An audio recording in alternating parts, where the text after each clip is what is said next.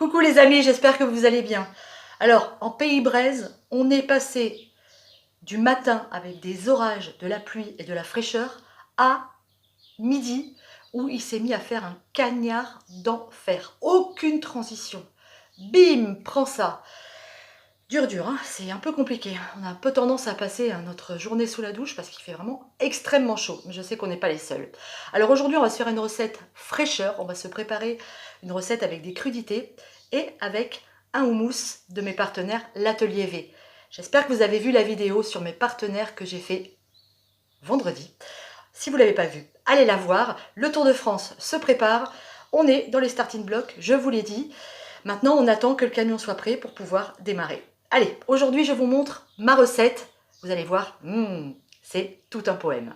Puisque je n'ai pas de potager cette année, cause de Tour de France gourmand, je vais acheter mes légumes dans ma Biocoop, pas très loin de la maison, pour me faire des bonnes salades fraîcheur. Et là, on va faire notre recette avec certains de ces légumes. Pour réaliser mon tartare de chou rouge, je vais prendre du chou rouge que j'ai râpé finement. Ici, j'en ai un bol. Je n'ai pas mesuré exactement. Mais bon, vous faites selon les besoins. Du quinoa qu'on va faire cuire dans 1,5 fois son volume d'eau. Des lamelles de concombre, de la coriandre, des graines de courge. Et évidemment, on va utiliser le houmous de mes partenaires de l'Atelier V. Et aujourd'hui, on va utiliser le houmous de lentilles corail et coriandre.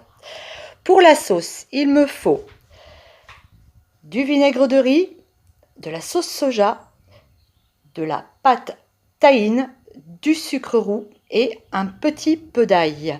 Allez, on commence par faire cuire notre quinoa. Première étape avant la cuisson, surtout rincez bien votre quinoa à l'eau froide, 2 fois minimum. Ensuite, je vais le mettre dans ma casserole et je vais ajouter 1,5 fois son volume d'eau. Maintenant, on va laisser bouillir et ensuite on va réduire le feu et on va laisser le quinoa cuire tout seul pendant 10 minutes.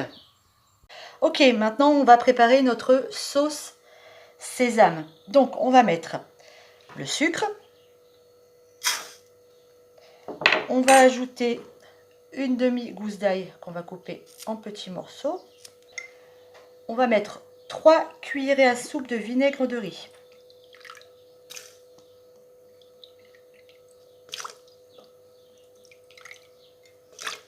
4 cuillerées à soupe de sauce soja.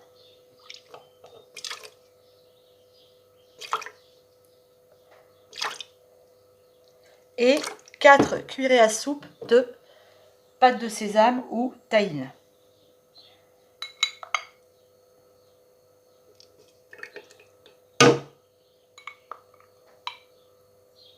Et un coup de mixeur plongeant plus tard, notre sauce est prête.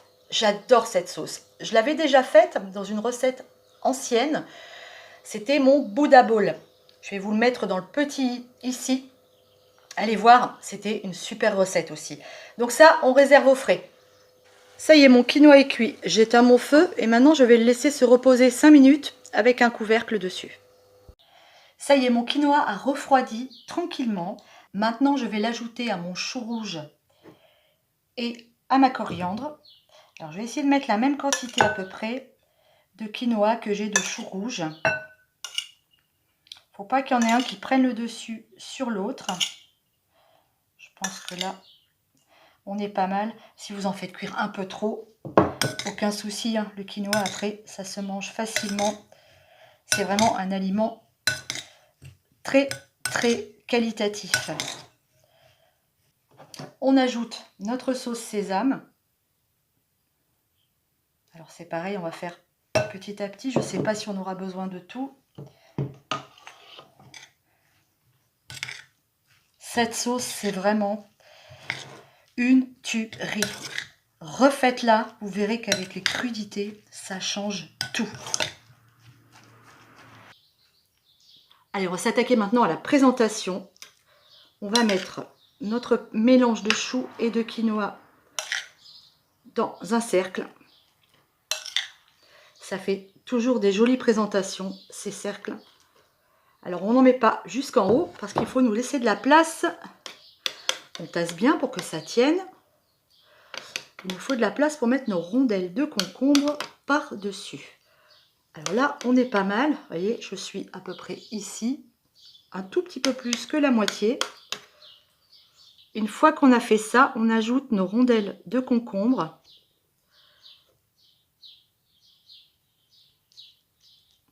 On continue à tasser un petit peu.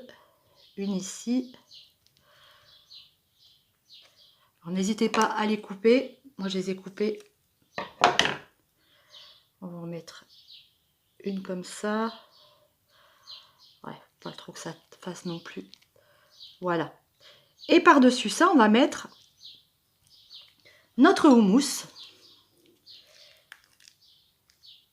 qui a une couleur magnifique. Donc, lentilles corail et coriandre. On va faire une belle couche de houmous qu'on va aussi tasser un petit peu.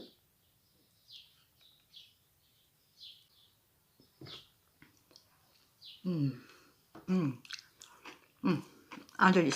Allez, attention, roulement de tambour, démoulage.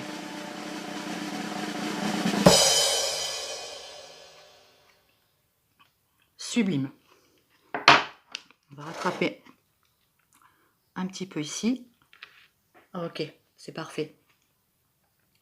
Alors, ce qu'on va faire maintenant, on va décorer comme ça avec des petites graines de sésame. On va s'amuser à planter tout autour.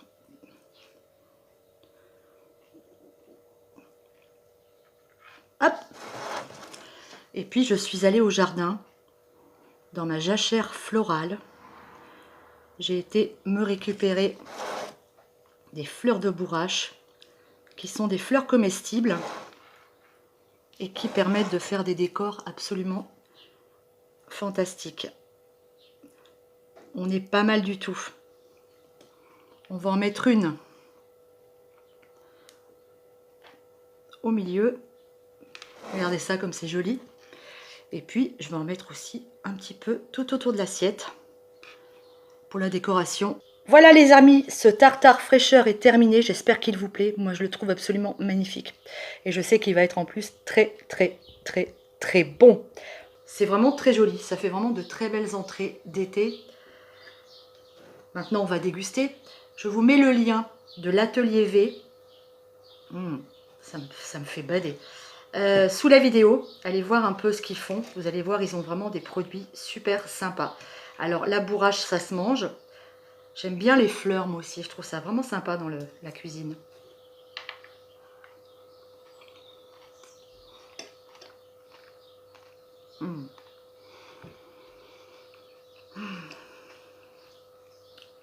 C'est délicieux. C'est vraiment délicieux. Oh là là, quelle fraîcheur. J'adore. La sauce sésame, c'est une tuerie. Et le houmous dessus, là, avec le croquant des concombres. Mamma mia! Eh ben, avec ces chaleurs, faites attention à vous. Hydratez-vous. À l'eau, c'est mieux. Moi, je vous fais des gros bisous. Et je vous dis à mercredi pour une nouvelle vidéo. Salut tout le monde!